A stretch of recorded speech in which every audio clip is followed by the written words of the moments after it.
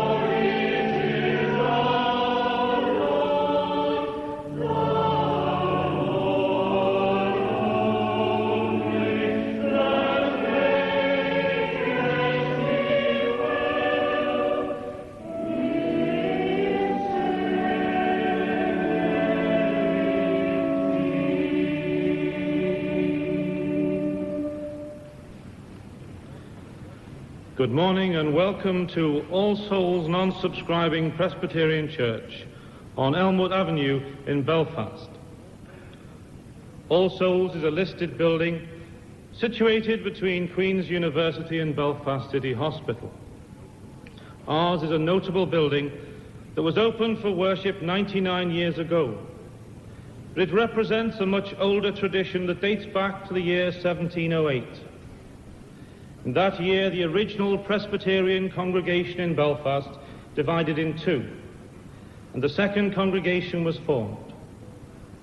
Our forebears worshipped originally in a meeting house in the city centre, before moving here at the end of the last century.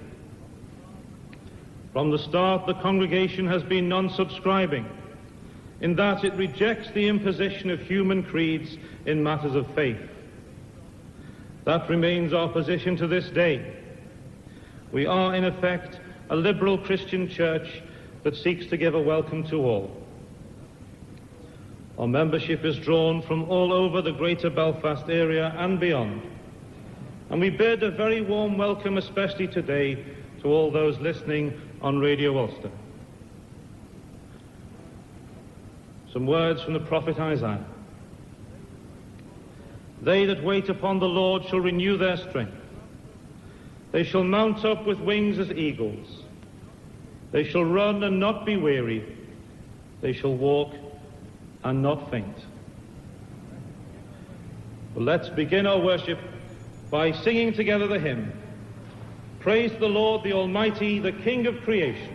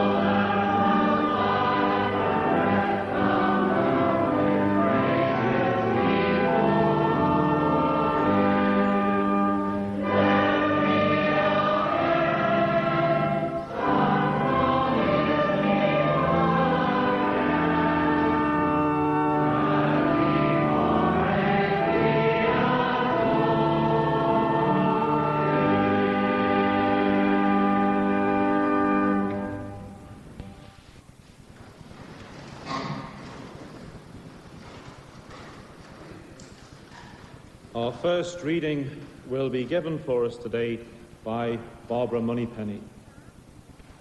Psalm 46. God is our refuge and strength, a very present help in trouble. Therefore we will not fear, though the earth should change, though the mountains shake in the heart of the sea, though its waters roar and foam, though the mountains tremble with its tumult. There is a river whose streams make glad the city of God, the holy habitation of the Most High. God is in the midst of her, she shall not be moved. God will help her right early. The nations rage, the kingdoms totter. He utters his voice, the earth melts. The Lord of hosts is with us, the God of Jacob is our refuge. Come, behold the works of the Lord, how he has wrought desolations in the earth. He makes war cease to the ends of the earth. He breaks the bow and shatters the spear. He burns the chariots with fire. Be still and know that I am God. I am exalted among the nations. I am exalted in the earth. The Lord of hosts is with us. The God of Jacob is our refuge. Amen.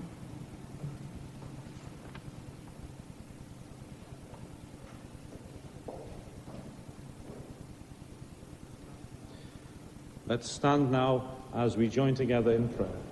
Let us pray.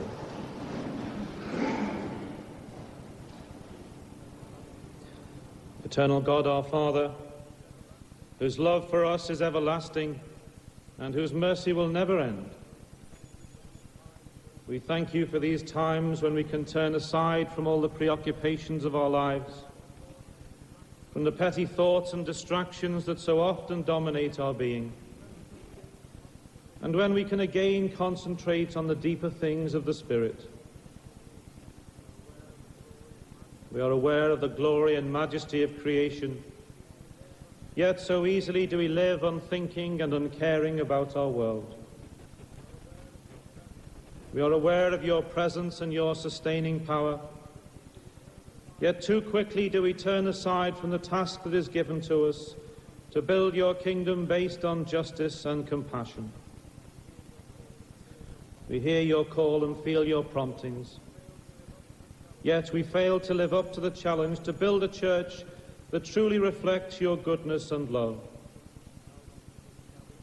Now, once again gathered together in fellowship, we humbly ask you to lift us out of our selfish concerns with ourselves. Lift us out of our thoughtless ways and careless habits. Lift us out of all that would diminish us as agents of your light. As we meet again for worship now, may we be lifted up into your nearer presence, so that all our thoughts and words may reflect what is best in us, as you would have us be. Be with us now and remain with us, as we seek always to do your will. This we ask in Jesus' name, who taught us when we pray to say together, Our Father, who art in heaven, hallowed be thy name.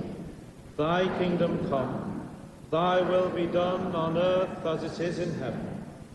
Give us this day our daily bread, and forgive us our trespasses, as we forgive them that trespass against us. And lead us not into temptation, but deliver us from evil. For thine is the kingdom, the power and the glory, forever and ever. Amen.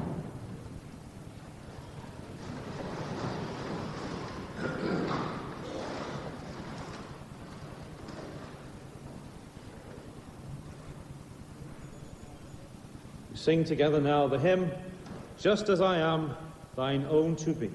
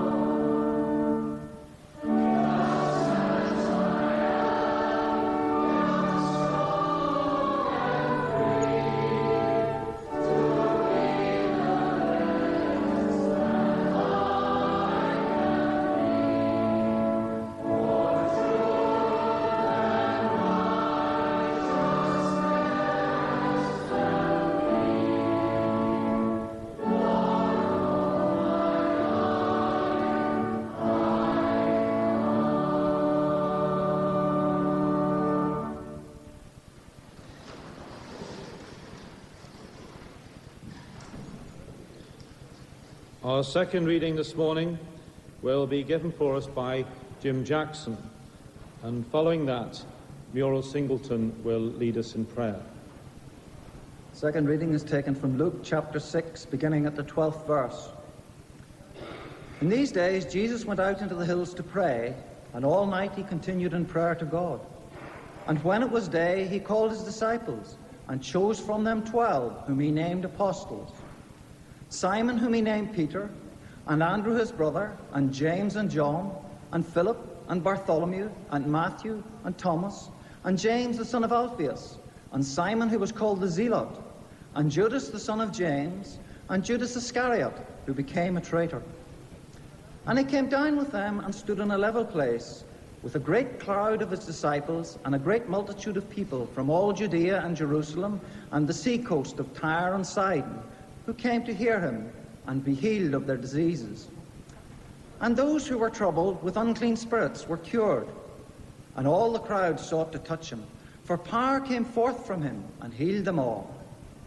And he lifted up his eyes on his disciples and said, Blessed are you poor, for yours is the kingdom of God. Blessed are you that hunger now, for you shall be satisfied.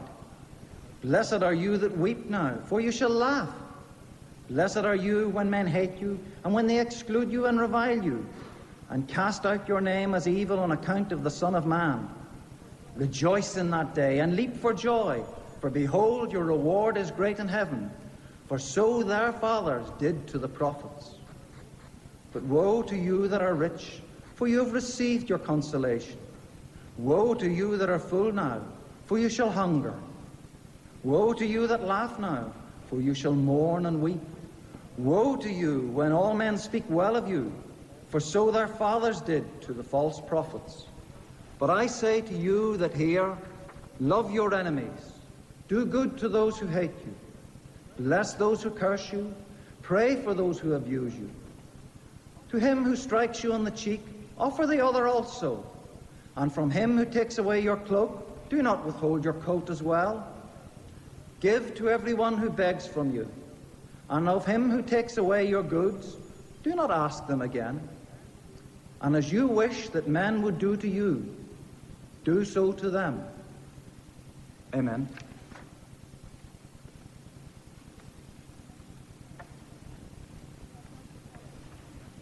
Let us pray. Father, we thank you. We thank you for life, for our birth into the world as human beings, made in your image to be stewards of your creation, for health, physical well-being and enjoyment, for our minds and our spirits, and all feelings and experiences of joy. We thank you for life in all its fullness, that life which we share together as part of your church, that life eternal in which nothing can separate us from your love. We thank you for lives that have been lived to the full, for lives that have been poured out in love, for lives which have been inspired to new discovery, for lives which have helped us to be what we are. Father, Lord of all life, we thank you. Father, we pray now for other people with whom we share the benefits of your love. We pray for the people with whom we share most intimately, our families and our friends. We pray too for the people with whom we find it difficult to share anything, those who hate or dislike us, those whom we fear and distrust. We pray for all the men, women and children who are suffering today, people who know pain and disease, poverty and hunger, fear and doubt, loneliness and sadness. We pray for people who govern the world, our own government and all governments, and all who are involved in political life. We pray for the affairs of the world and the life of the nations, for peace among the nations and peace within each nation. We pray especially for the peoples of former Yugoslavia, and for all places that are divided by ethnic and religious hatreds. We pray this day too for Christian Aid, for its work and witness around the world that has been maintained for 50 years, and for all who work for fairness and equality in world affairs. Father, inspire by your love all who are trying to serve you. Comfort by your love all who are in trouble. Strengthen by your love all who bear great responsibility. Create by your love a true sense of fellowship among all people. Through Jesus Christ our Lord. Amen.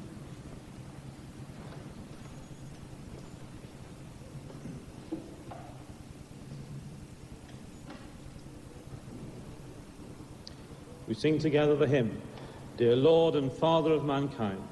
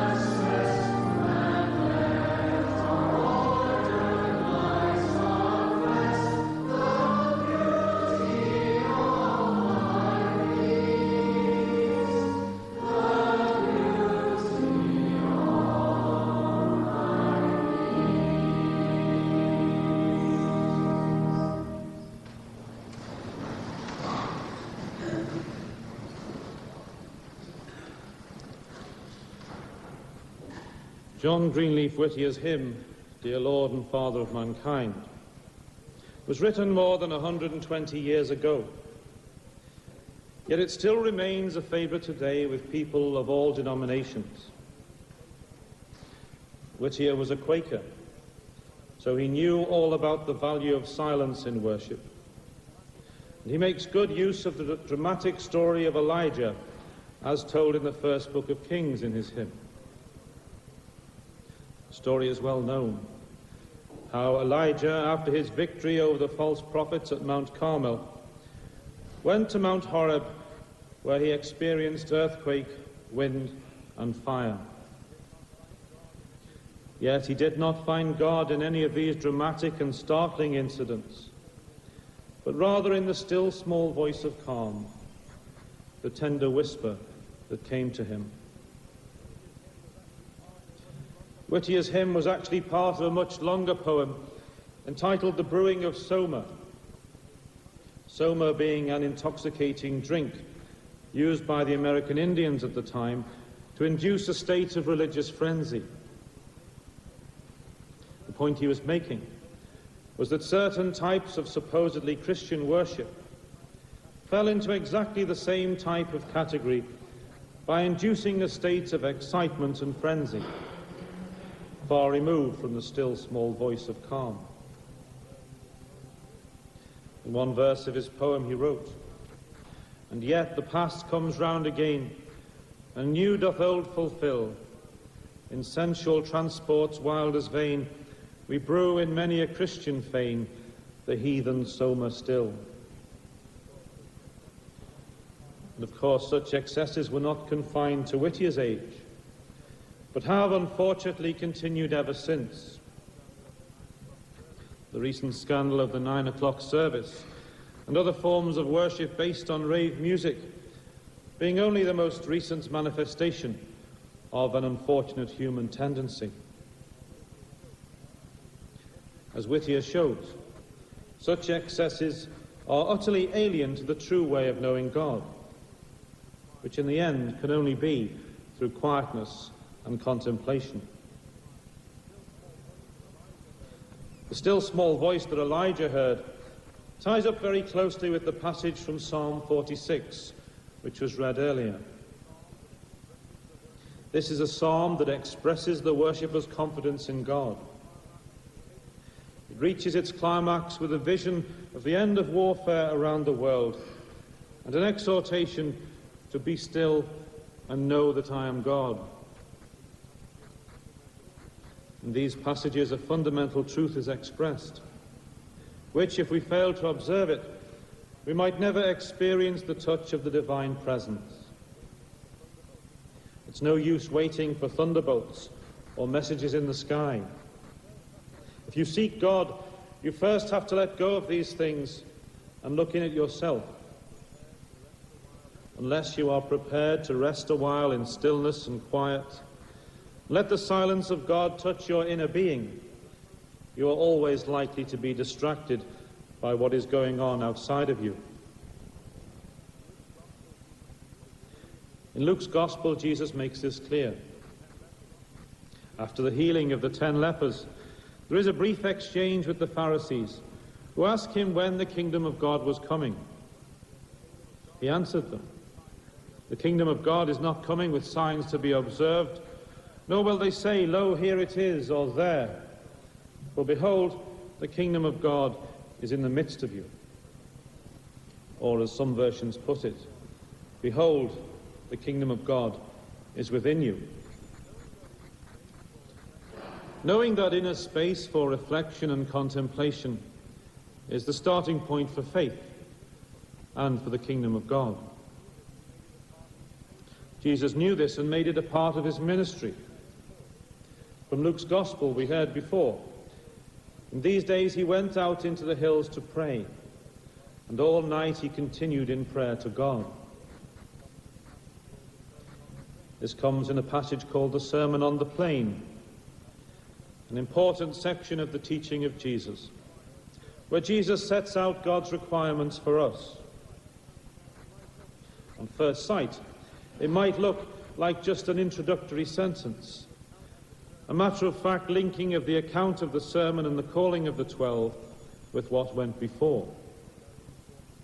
But of course it is a very important statement in itself.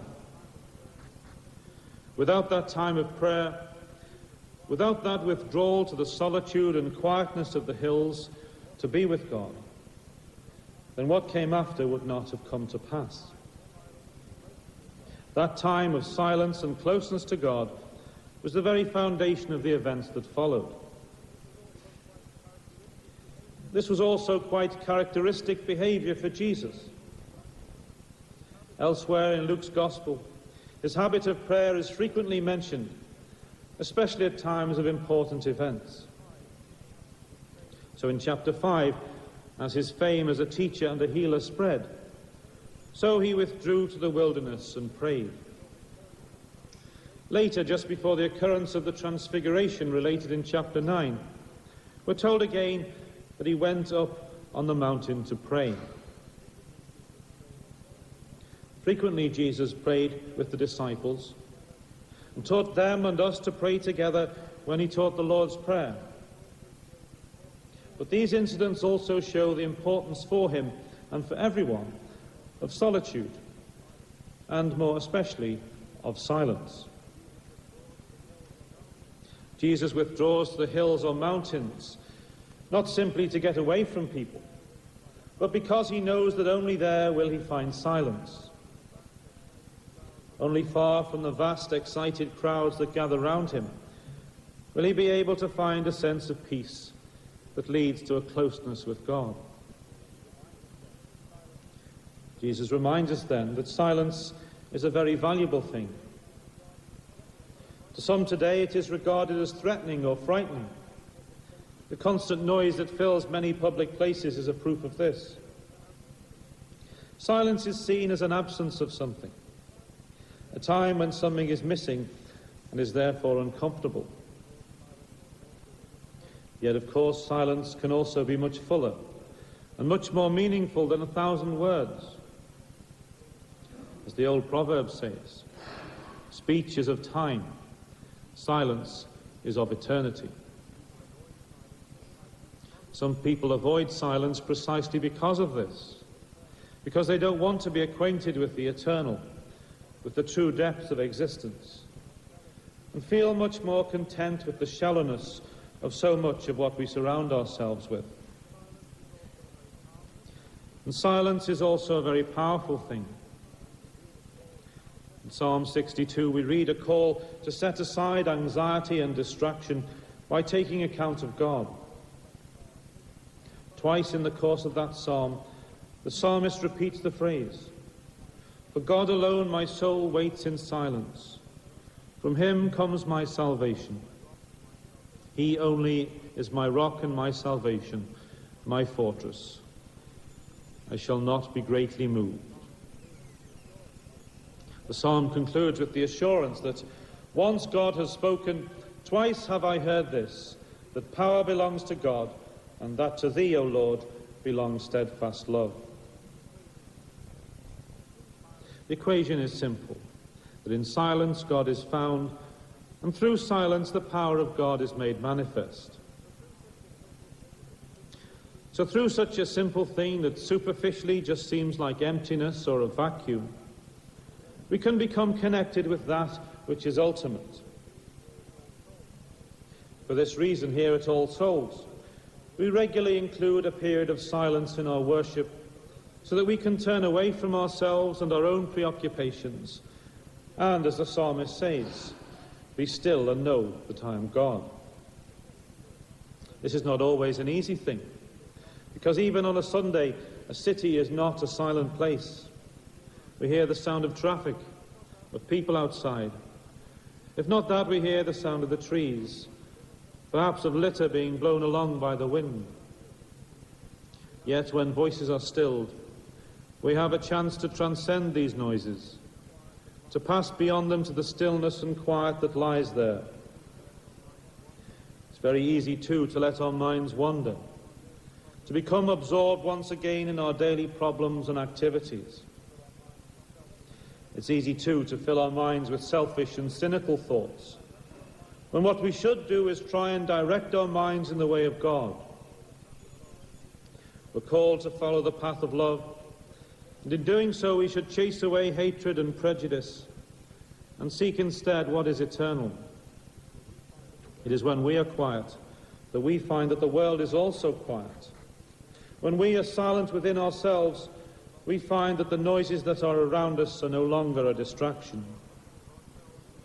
We have to withdraw something of ourselves to let God speak, to release ourselves from the fret and anxiety of modern life. In doing so, our whole being is enriched and strengthened. Meister Eckhart, the 13th century German mystical writer, said, "There is nothing in all the world so like God as stillness. That's why it's something that's so worth striving for. Silence is something that we need to carry with us. It's something that we have to absorb into our being so that it remains with us no matter how noisy or disturbed our surroundings become. One writer said, "Silence is a basic phenomenon. It cannot be traced back to anything else. It cannot be replaced by anything else. You cannot relate it to anything but to the Creator." Of course, it needs hardly be said that some forms of silence are of a lesser variety, whether the silence of disapproval or of antagonism or embarrassment. But these are a different thing altogether. Silence is really a very subtle and richly textured thing. As it says in Isaiah, "For thus said the Lord God, the Holy One of Israel, in returning and rest you shall be saved. In quietness and in trust shall be your strength." Just as with Elijah, the Lord was not in the wind, not in the earthquake, not in the fire, but in the still small voice that came after. Another translation of that phrase is a sound of gentle stillness. And it was in that stillness, both without and within, that the prophet heard the voice of God speaking to him. There are different forms of silence. There is the silence of growth, of the seed growing secretly, of the imperceptible germination and taking form of an idea or a living thing. There is the silence of worship and of awe, the sudden recognition of the glory of God and of creation. There is the silence of creativity and of receptibility to the creative spirit, as when Isaiah cried out in the temple after his vision of God, "Here am I, send me." There is the silence of love, of trust and affection, when no words are necessary to convey the deepest feelings of the heart. And there is the silence of waiting, of quiet assurance that in turning away from the noise and the clamour of voices that urge us to do this or that, we will instead be able to hear God speaking to us. For God alone, my soul waits in silence. I think at times we've all experienced the strange power of silence. Although it is mysterious and intangible, it's also very real and profound. It's also part of the paradox of God, the God that in whom we live and move and have our being, who is closer to us than our very breath, yet who we also have to search out and take positive steps to discover. Of course, silence is not the only part of worship. It is not of itself the whole story. We have to keep a place also for music and all the great variety of praise with psalms, hymns, and spiritual songs. But without silence and the balance it provides, we lose our roots and our depth and follow only the paths that offer superficial rewards. It's no easy thing to maintain this quiet inner core of our being. But if we do, we find that we have a greater freedom from ourselves and from the harsh discords of life. We're able, too, to be more constructive and creative in the world around us. Silence goes to the very heart of our being and can preserve our better selves even in the most difficult times. But of course, it's not an end in itself, for silence finds its significance only in what emerges from it. As with the whole of worship, we set ourselves before the sight of God, seeking the wisdom and strength to follow in the path he has chosen for us.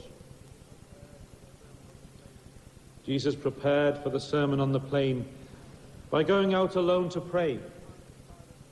And what emerged from his time of silence, the teaching that he gave, was very clear, although also very demanding. But ultimately, it is what is required of us. As Jesus said, Love your enemies. Do good to those who hate you. Bless those who curse you. Pray for those who abuse you. And as you wish that men would do to you, do so to them. Amen.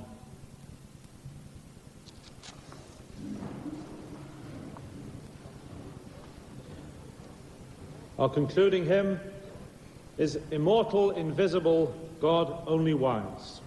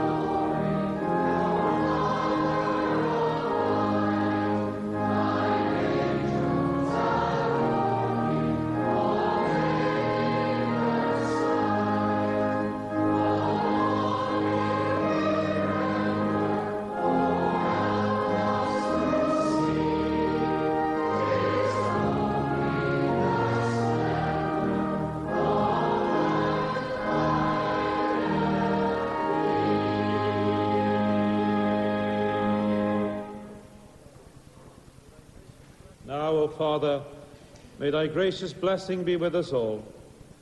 May thy truth direct our minds, thy love possess our hearts, and thy peace rest on our spirits, this day and evermore. Amen.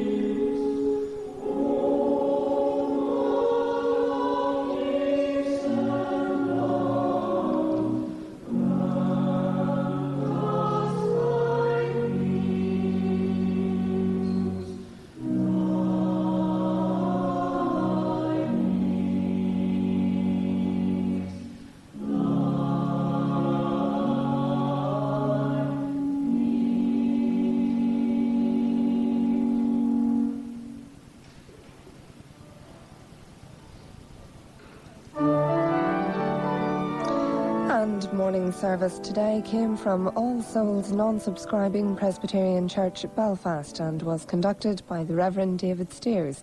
The organist was Albert McCartney. Next week, morning service will be community mass from the chapel of St Colum's College, Derry, and will be at the earlier time of 9:30. Good morning from BBC Radio Ulster at 7 o'clock. This is Good Morning Ulster with Seamus McKee and Wendy Austin. I have this afternoon